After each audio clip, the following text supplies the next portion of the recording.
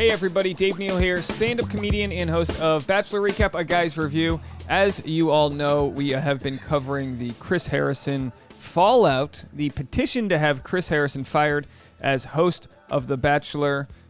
In this video, I'll share with you where that petition is at, and also I'm going to discuss the comments from people in Bachelor Nation, both the contestants and fans alike. We call them contestants, right? It's a game show.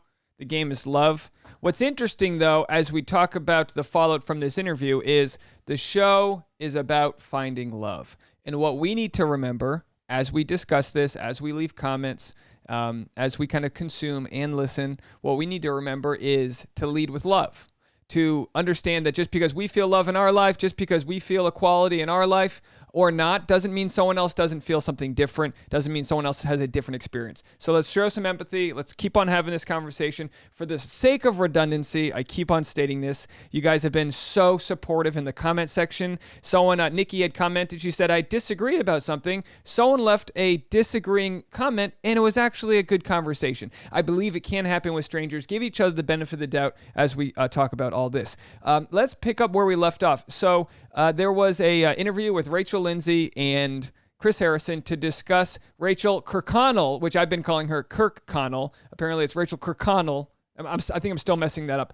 Anyway, Chris Harrison came off in a way that immediately disgruntled people across the country. They started the petition, this and that. So a bunch of people have been speaking out. We're going to run through all of that. So let's pick up where we left off. Chris Harrison released an apology just hours after the interview sort of went viral. Said to my Bachelor Nation family, I will always own a mistake when I make one. And so I am here to extend a sincere apology. We went through that all last video, so let's keep on moving on. These are the responses from people in Bachelor Nation. Again, let's start off with Olivia, one of my favorite people from past seasons. Olivia, she's got a podcast called Date Card Pod, so let's go to that right here. What's very interesting is we're gonna play a bunch of tabs. I'm gonna read a bunch of different comments. At the very end, I'm gonna play a clip from a video by the Bachelor's Instagram account. It's got 250,000 views in the last day. It is some powerful stuff. I'm only going to play a clip of the video because I do want you guys to go over to her channel and support her and listen to her full, just amazing, really poetic, powerful, articulate talk about this conversation. All right, so Olivia posted this old interview on Date Card Pod. Very interesting stuff right here. Hold on, let me just widen this a little bit. It, of course, is this beautiful photo of Chris Harrison, looking like someone had mentioned he's on Shark Tank.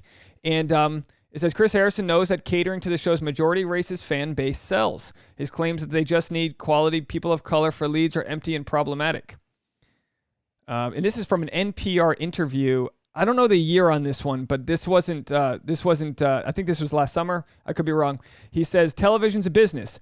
Take race out of it. Save the whales. We're going to make the entire show about saving the whale or the spotted owl. Well, that's great. But what happens when our show is off in 6 months and you're not watching it anymore? And now hundreds, if not thousands of people are out of a job.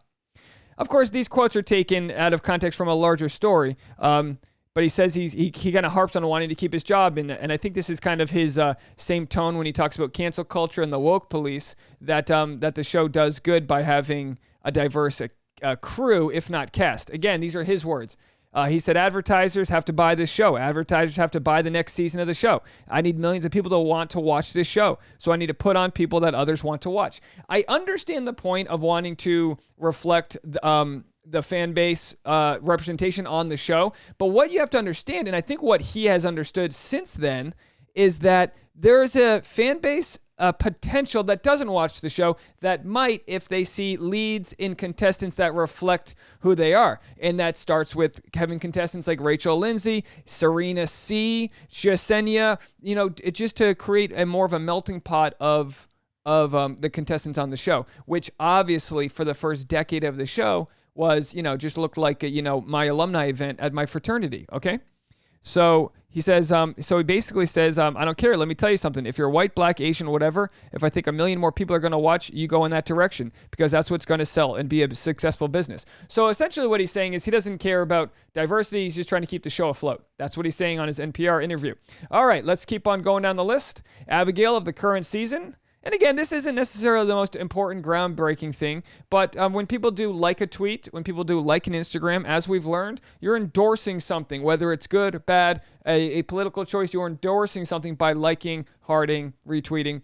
So Brett said that Chris Harrison really needs to learn the difference between cancel culture and accountability. Abigail liked that, of course. Absolutely. It makes sense. We all need to know the difference. Even in my comment section, a lot of people said, oh, I'm so sick of cancel culture. Okay, let's throw that term out and let's just address this specific issue, because we're not going to get into different conversations about different things. This isn't Trader Joe's, getting rid of their Trader Ming's chow mein. This is different. So let's just stay very specific to this issue. So when Chris Harrison went off on his tangent about woke police, I think that's where it began to rub people the wrong way, because it's like, we're not trying to have that conversation here. Sorry, I messed over this one. So people are already asking, is JoJo the next heir apparent to Chris Harrison? Is it a replacement? She obviously came in on Tayshia's season when Chris Harrison had to quarantine after going to his son's graduation. So people ask that question. I think JoJo would be great, but I think there's a ton of people that would be great. I personally, like I said before, don't think Chris Harrison will be fired. I think the petition will be used to keep a conversation going on. I could be wrong. Maybe he steps down. I don't see that happening. So we got the racism apology bingo. This is interesting, right? So someone on the good people of Reddit put together this racist apology bingo, which was for Chris Harrison's apology. So let's see what he got. He got, I didn't understand the history behind it. Promises to do better but won't. Please forgive my ignorance. Typed in the notes app or created or create mode on IG. Doesn't explicitly say what she did that was racist. Didn't get a random Bible verse. Could have used it. Didn't get icy color. There's some really good ones in here. Mentions Black Lives Matter. We'll have to see for Rachel Kirkconnell. We'll have to see for her apology if she gives one, which one she'll go with here. All right, moving along, folks. Going right down the list. This is one of the hosts of the Date Card Pod. This is I believe, and again, correct me if I'm wrong. I believe she's a co-host of the Date Card Pod. This is her sort of reacting to Chris Harrison. Hold on 1 second here. This is her. Let me make sure I got this lined up. This is her reacting to Chris Harrison and the petition being signed. 1 second. Video has no sound. Yeah, we know. Y'all, I am not one to usually revel in this kind of stuff, but we all woke up today with that fucking fire Chris Harrison energy. Bless it. Bless it. That petition's about to hit 10K in one day. And it's so beautiful to see all of the different types of Bachelor fan meme podcast accounts just immediately jumping in. It wasn't let's think about it. It's just wake up, it's Wednesday, let's cancel white man. She's funny. She's got a comedic flair to her there. She says, I don't want to revel, and then says, wake up, it's Wednesday, let's cancel a white man. It's okay for everyone to have a different opinion on what's going on. It's okay for everyone to react differently. I remember when bin Laden was assassinated and people were dancing in the street, and I was like, oh, I'm glad we got him, but I'm also there's times when people cheer over certain things and stomp on other people's graves, and that might be your natural reaction to breaking the tension of something that was really bothering you. So you have to respect that. You have to respect the differences of reaction. For me, though, you lose, like I said before, when we say we're not talking about the woke police and the whole umbrella of issues. For me, and I respect her decision to revel and want to cheer about canceling a white man. So this isn't some sort of, Dave, you're a fragile male ego. For me, it loses its sort of objection. I'm sorry, it's objective when it ends with this. But again, everyone can react differently. Leave a comment and let me know what you guys think. I respect it. I'm gonna say I respect differencing of opinions on how we react to all this and all the messages we get across. So I understand that, and I'm not saying what she's doing is wrong, and I might be overly, like I said, redundant in my point here. You do you, Date Card Pod. You do you, and let's keep moving on. All right, Jasenia liked the post. This is Jasenia from the current season. She liked the Do Better Sis post. And then we've got here Kayla from the current season. She said, yesterday was incredibly upsetting. To see someone do straight up gymnastics to try and excuse racist behavior is inexcusable and a direct slap in the face. Kayla said, just on some personal shit, the way I would be portrayed on TV ate me alive for weeks after I went home because I know grace is never extended to black women. So to see who is deserving of grace and who isn't, Kay. Very interesting. The idea that you're worried about how you're going to come off is very interesting. You know what I forgot to do is let me go back here and post a few more. These are a few more comments from the, hold on one second. This is from the bachelornation.scoop page, which of course, love them over there. They just really do a good job of compiling all the important stuff. This is Natasha Parker. Yes, I saw the interview. Of course, I have something to say about it all. And I'm speaking about Chris Harrison and Rachel Lindsay's interview with Extra. For anyone who hasn't seen it, go watch it because there's a lot to unpack that is being said. Teachable moments, guys. Teachable. We're still having them. All right, so she's got a lot to unpack. We'll get back into her as she keeps commenting. This is, by the way, I hate Instagram stories that they just chop up at what everyone's saying. It's so annoying. But at the same time, I love that people can get their message out as quickly as they're ready to do. You know what I mean? And again, social media, it's divisive, but it's unifying. You've seen the Arab Spring. You've seen Black Lives Matter. You've seen issues where everyone can get together and rally behind an issue, but also the algorithm, it'll just pick you apart. And again, is it exposing beliefs we've already had, or is it just putting fuel on the fire? I'm not too sure, but I know social media, it's not going away anytime soon, so we need to learn how to navigate this. This is a post from Katie Moe from a couple seasons ago. Katie Moe hasn't been like she was well loved, and I think and she talks about just moving on from the franchise at this point, just moving on and not needing it in her life. This is what she says: current events in Bachelor Nation. The interview has been brought to my attention recently. I usually don't know what's happening until late because my feed is muted and filtered for most Bachelor Nation things since my time on Bachelor in Paradise. She had a very big falling out from her time on Bachelor in Paradise, she had mentioned. However, it doesn't make me any less disappointed in the recent events just because I don't speak out immediately. I got the ick with the franchise, but most of you probably knew that. I have watched Matt James' season occasionally only to see how they would share the first black male lead and a lead who has never been on another season. I'm praying for Matt at this time as well as Rachel. That's Rachel Lindsay, by the way. Rachel Kirkconnell has the A-E-L at the end. So this is Rachel Lindsay. You got it. I mean, words are important, guys. We need to make sure we don't miscommunicate as much as possible. Rachel held her effing composure while she was in a pretty shit position. This is of course the extra TV interview. Rachel Lindsay, Chris Harrison. Chris Harrison was so wrong, and I hope he can see that, although doubtful. It's all disappointing and maddening, and to be honest, I didn't know what was happening with this Rachel, that's Rachel Kirkconnell, because I just don't keep up. It's sad. It reminds me of all the tone-deaf wedding invites I've gotten to, not a way plantation, just because it's so pretty. It's time for people to understand, sympathize, and stop allowing racism to live on and even worse, be celebrated. I know some of you are following me from Bachelor Nation, and I love and adore you, but I will no longer be watching. I know it's time to truly let go of this show. I love my friends I've made from it, but I don't feel like watching it anymore. I found I wanted to support Matt and be a good co-host to a few podcasts, but I have no pods left and no desire to support the show right now and probably won't know about any other current events. You know, it's actually very interesting of her to just decide to turn her notifications off. And look, here's what's important for us all to remember. We're not entitled to hear anyone's point of view on these sorts of topics. We all are affected differently. I'll show in a few minutes here that Tayshia hasn't made a comment, and we don't know what she's going to do, and you can't put pressure on people to make comments. You can't put pressure on Rachel Lindsay to bear this burden for everyone to be like the person in charge of diversity issues with Bachelor Nation. It's just not fair. It's good when there can be allies that speak up from, different backgrounds like Olivia. It's good to have that out there, but also you got to take care of your own mental health first. So for Katie to just say, you know what? I just get triggered every time I open my phone. You ever have that feeling when you're in a fight with someone and you just know when you look at your phone, it takes you right back into that? You don't need that, guys. You need to take care of yourself first. You can't help someone else out. It's you put the gas mask on the airplane. You got to take care of yourself before you take care of the person next to you. You know what I mean?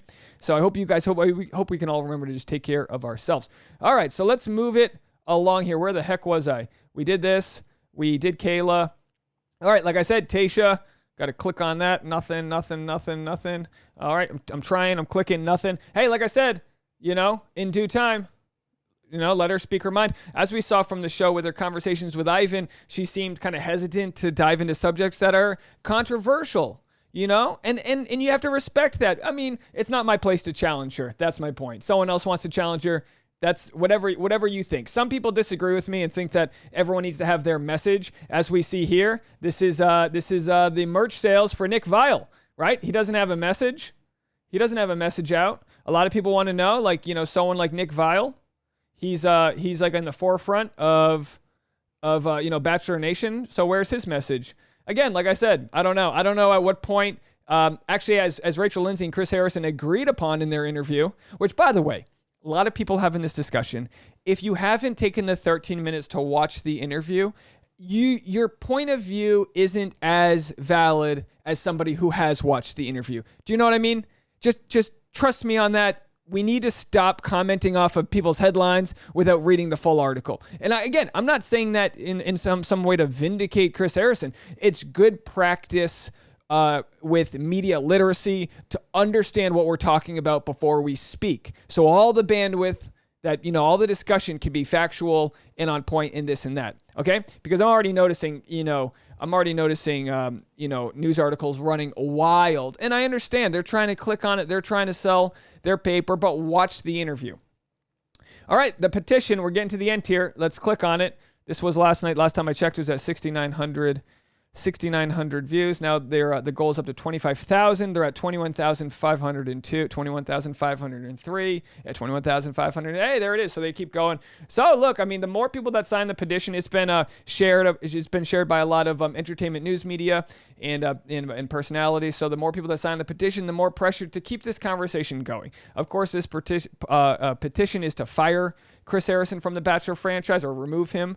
But at the very least, it's good that people use their collective power and voice. As Chris Harrison mentioned in his NPR interview, he's got to sell advertising. Well, that's why when we do talk about cancel culture, which again, these are words I don't love to use, but when we do talk about canceling somebody, there is an economics behind the TV show. They sell advertisements. Well, are the advertisers getting emails from people saying they're going to boycott the show until things are changed? This is how social, reform happens, guys. This is it. We're watching, this is democracy. People deciding, hey, we're going to petition, we're going to boycott your show. We're going to boycott Bachelor until we change. And I hope that Chris Harrison, at the very least, continues the conversation. Rachel Lindsay doesn't owe him anything. But with that said, it would be nice if they could have an extended conversation. It would be really nice. I know the pandemic, but it'd be really nice if it was in person, because I don't want to have to make excuses and say, well, they're Skyping in. They don't know when each other are finished talking and this and that. I don't want any of those excuses. It'd be nice to have two people get together. And like I said in a few comments, it'd be nice if it was actually a full panel of different voices get together, because I think if the pushback that has happened after the interview happened to Chris in the moment, I think there would be a more healthy dialogue, and I understand that can't always happen, but I think there would be more healthy dialogue for people to say, Chris, here's where you're wrong. Rachel did a really good job with that, but I think it can go farther, and I think it would be a benefit to the conversation to keep talking, to not shut down, to keep the conversation going. All right, here's my final video. Now look, remember, I want you guys to go to the Bachelorette's Instagram to watch this full video.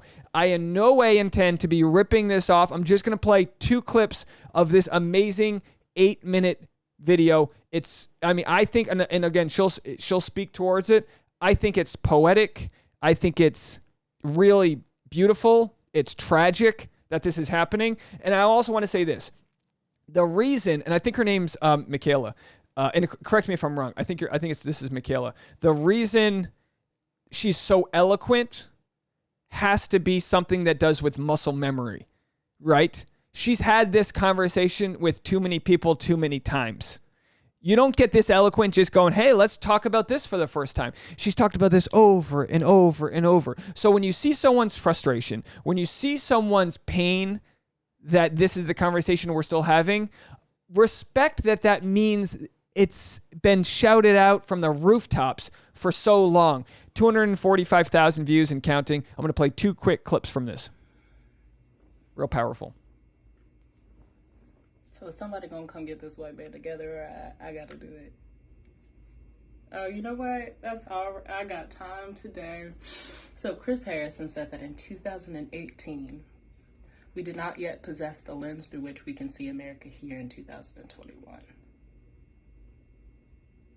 All right, and this on how we owe grace and forgiveness to Rachel Kirkconnell.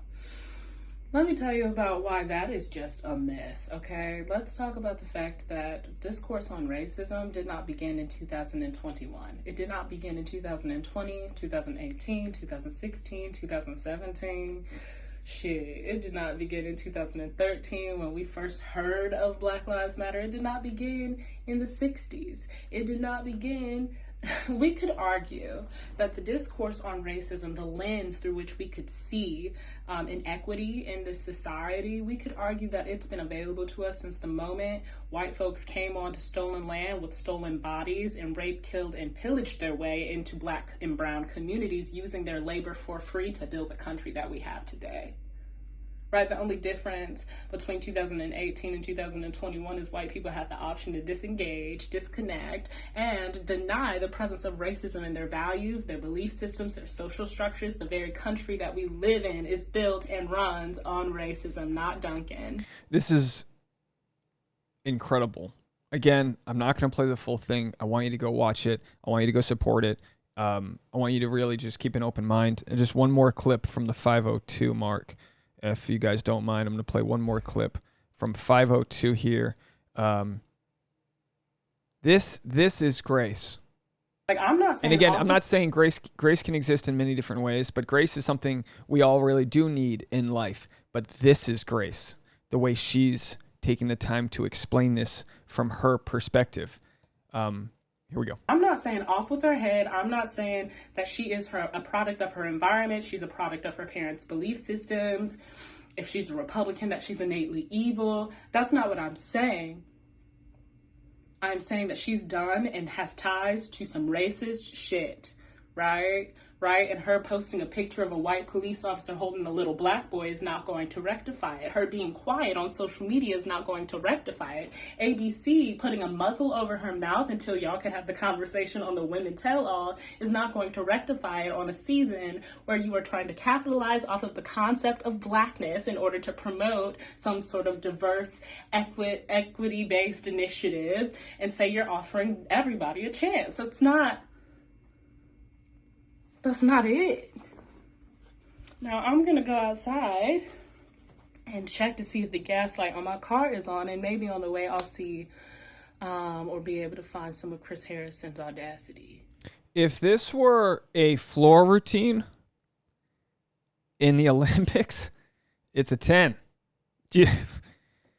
Right? Please go watch the whole thing. Now look, people have commented all sorts of things. Mainly, I think we've all been surprised in my comment section. And again, some videos get so many views that so many comments, you can't just possibly respond to them all. I think what happens is when the videos got hundreds of comments, people stay respectful. And then a lot of times, once it's at the thousands, people just feel anonymous and they'll just post things that don't offer that grace to others. So I ask you, if you're a Christian, if you're someone who's spiritual that believes in like the law of attraction and positive energy, if you believe in grace for Rachel Kirkconnell, if you believe in grace for Rachel Lindsay or Chris Harrison, give grace in the comment section as you have this conversation. Please, I ask that of you. And the conversation will continue. And if you don't want to be a part of it, that's your God-given right too. But just know that these conversations, they're burning off some toxic stuff that's been in our country for too long. It's not new. It didn't come out of nowhere. The internet, social media, it might have brought it to your cul-de-sac where it didn't exist before. But this is the world we live in. And it's up to us to keep that conversation going and listen to voices, preach in ways that we might not have related to in the past. And as I said this in my last video, to the guy in Iowa, to the lady in Vermont, if it gets through to you from my conversation, so be it. I'm just a guy here that's trying to put together all these different tabs of what's happening and continue talking. Now, I normally just do a normal Bachelor live stream, Mondays 10 p.m. Pacific Standard Time, Thursdays 4 p.m. Today I'm going to be doing my standard 4 p.m. Pacific Standard Time live stream. Feel free to call in. I really appreciate voices that have differences of opinions. People have commented from all over the world, everywhere from, we got comments from Saudi Arabia, South Africa, Ireland, Australia, all over the world. Please feel free to call and leave a voicemail on this Google voicemail number. I'll be playing it at 4 p.m. We'll continue talking about it. We're going to talk about the next episode of The Bachelor, the preview for that. And also, what this all boils down to, as Michaela mentioned, what this all boils down to is Bachelor willing to hold on to the spoiler, to hold on to the ending of the show and save this conversation for ratings? Or like I have mentioned all along, can they just, for once already, start like a fourth wall podcast where they break the fourth wall, they talk about issues as they come, so we don't need 4 weeks of wondering, what Brittany's statement's going to be about being an escort when then we find out on the show that she's not, and they just used it for ratings to tease her all along. Are we going to wait and find out, all these little seeds of, does Matt James choose the white girl from Georgia who's got this problematic and racist past? When's she going to apologize? Like, we're holding on to this conversation for so long that we're just letting the wildfire burn when we could just put it out right now. So for Chris Harrison to come out hours after the petition to fire him and release his statement, just like Michaela, I wonder, why's the muzzle on Rachel? He said she's free to speak, but then we find out she has to pass her statement through 100 words, no more than 100 words, and ABC and The Bachelor are reviewing what she has to say. I really just hope we can address conversations as they come up. Don't hide behind PR. Just have a conversation, a dialogue, and move forward. Let me know what you guys think. Leave a comment. I'll see you all later today. Bye, everybody. And don't forget, please keep it kind in the comment section.